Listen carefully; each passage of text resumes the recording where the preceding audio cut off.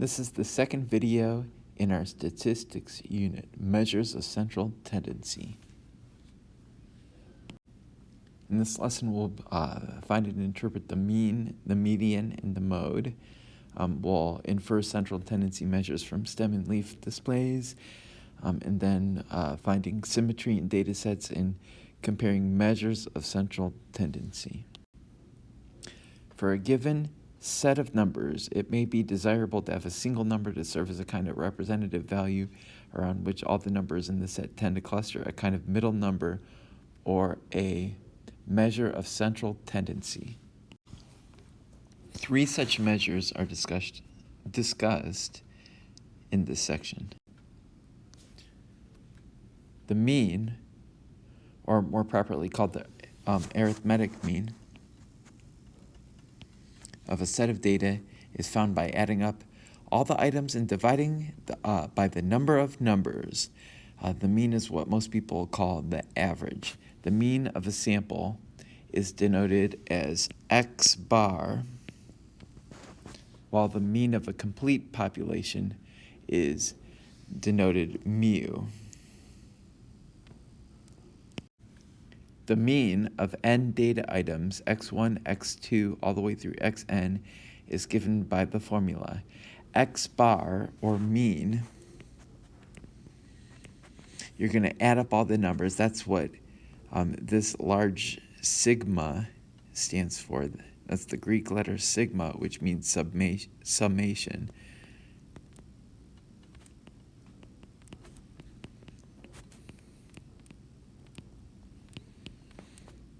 And then we're going to divide by n, which is the number of numbers. So that's how to find the average. 10 students in a math class were polled as to the number of siblings in their individual families. The results were 3, 2, 2, 1, 3, 6, 3, 3, 4, and 2. Find the mean number of siblings for the 10 students. Okay, so to do that, we could add up all the numbers. 3 plus 2 plus 2 plus 1 plus 3, all the way up. That's 29. So X bar is the sum of all the x's. Adding up all the x's is 29. And we're going to divide by the number of numbers, which is 10. So 29 divided by 10 is 2.9. That's the mean number of siblings for each of the 10 students, 2.9 siblings. Notice we can have decimal answers for this when we're talking about the mean. The weighted mean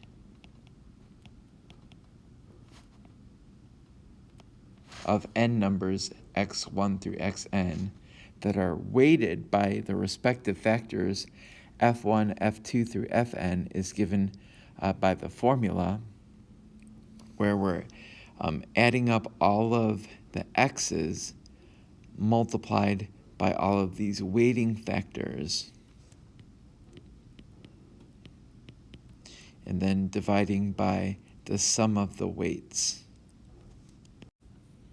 In a common system for finding a GPA, or a grade point average, in A is worth 4 points, 3 is worth 3 points for a B, 2 for a C, 1 for a D.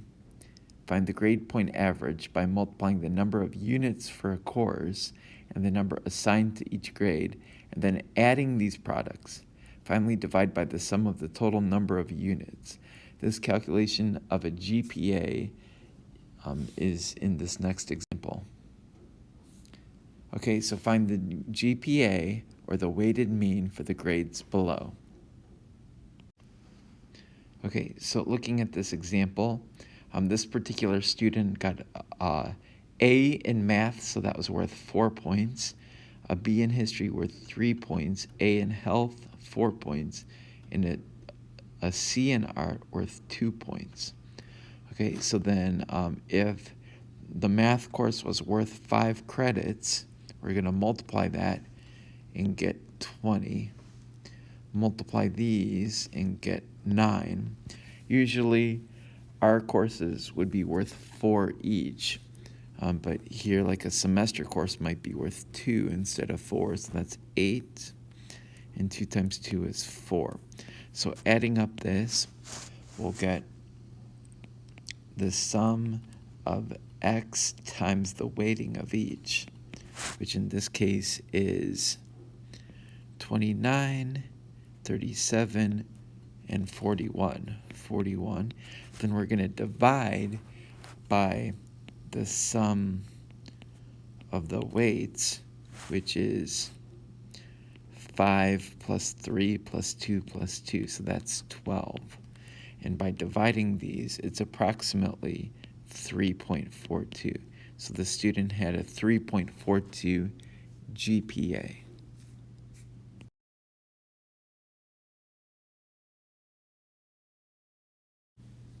Another measure of central tendency, which is not so sensitive to extreme values, is the median. This measure divides a group of numbers into 2 parts, with half the numbers below the median, half above the median. To find the median of a group of items, rank the items from least to greatest. If the number of items is odd, then it's simply the middle number. The median's the middle number. But if you have 2 middle numbers, then you average those 2 middle numbers to get the median. So back to this problem, find the median of these 10 students. Okay, so let's first order the list. We'll have a 1, a 1, a 2, a 2, a 2, and then 3 threes, followed by a 4 and a 6, checking that that's 10 numbers. Okay, so then the middle number, we have 10 numbers. So finding the middle number here, in this case we have 2 middle numbers, so averaging 2 and 3, 2 plus 3 divided by 2, that's 5 divided by 2, which is 2.5. So the median number of siblings for 10 students is 2.5. This formula gives the position of the median. So if n is the total number of numbers, then n plus 1 divided by 2 gives the position of the median. Finding the median of this distribution. Well, the position of the median is going to be the sum of the frequencies plus 1 divided by 2. So the sum of the frequencies is 4, 7, 9, 15, and 23. So 23 plus 1 is 24 divided by 2. That means that the median is going to be at the 12th position.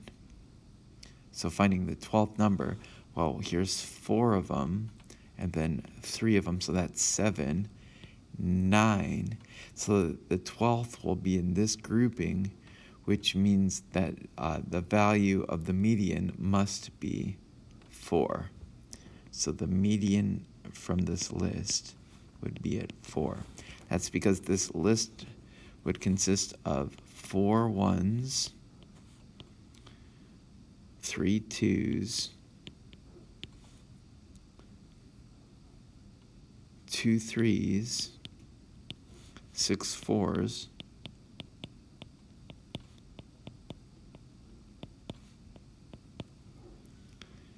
and 8 5s.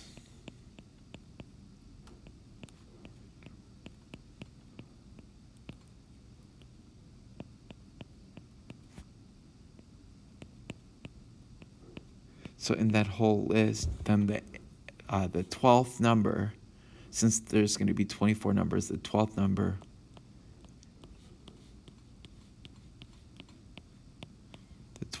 is a 4. So half the numbers are below it, half the numbers are above it. But I used this formula to find in the frequency where the median would be, and I knew it had to be in this group. So I quickly got to the median of 4 without needing to list out all these numbers in this method.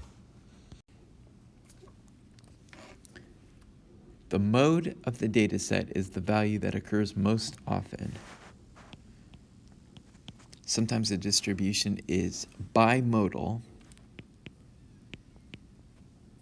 which means two modes. In a large distribution, this term is commonly applied even when the two modes do not have exactly the same frequency.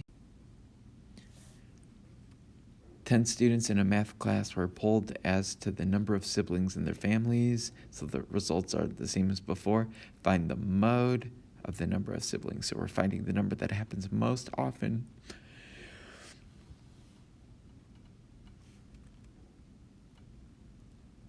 So the mode is 3, because the number that happens the most often 4 times is 3. So the mean was 2.9, the median was 2.5, and the mode is 3. Find the mode of this distribution. Well, we're finding the number that happens most often, that's 8, so the mode is 5.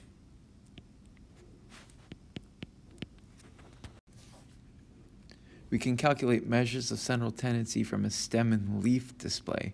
The median and mode are easily identified when the leaves are ranked in numerical order or on their stems. Below is a stem and leaf display of some data. Find the median and the mode. Okay, so first of all, we could identify the mode. That's the number that happens most often. We can see that this 2 happens 3 times, and there's no other leaf that happens 3 times. So that means that the mode, the stem would be 4, and the leaf would be 2, so the mode is 42.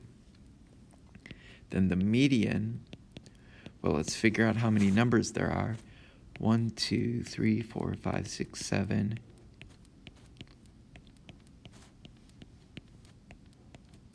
So 21 numbers.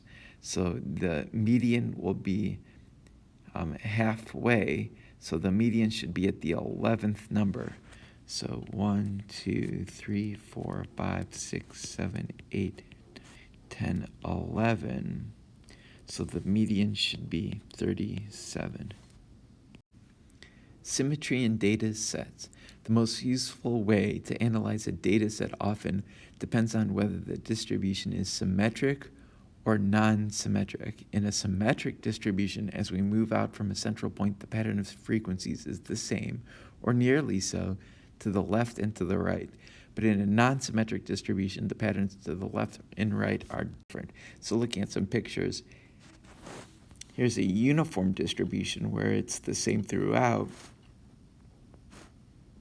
Here's a binomial distribution. You can see that this is symmetric, that if that were almost like a line of reflection, that it's the same on both sides. Here, this is clearly the same on both sides. And here's another bimodal distribution where it's the same on both sides. So those are symmetric. Non-symmetric distributions with a tail extending out to the left, shaped like the letter J. So if it looks like this, if the data looks like this, is called skewed to the left.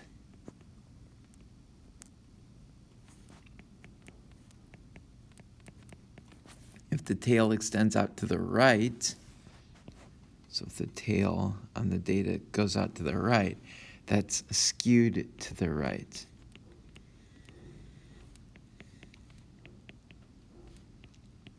So the direction of left or right is the direction of the tail.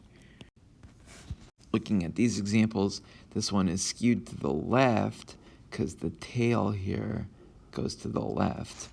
This one's skewed to the right because the tail here goes to the right. Here's a bimodal distribution that is non-symmetric, but is not necessarily skewed to the left or to the right, since there's not necessarily a tail.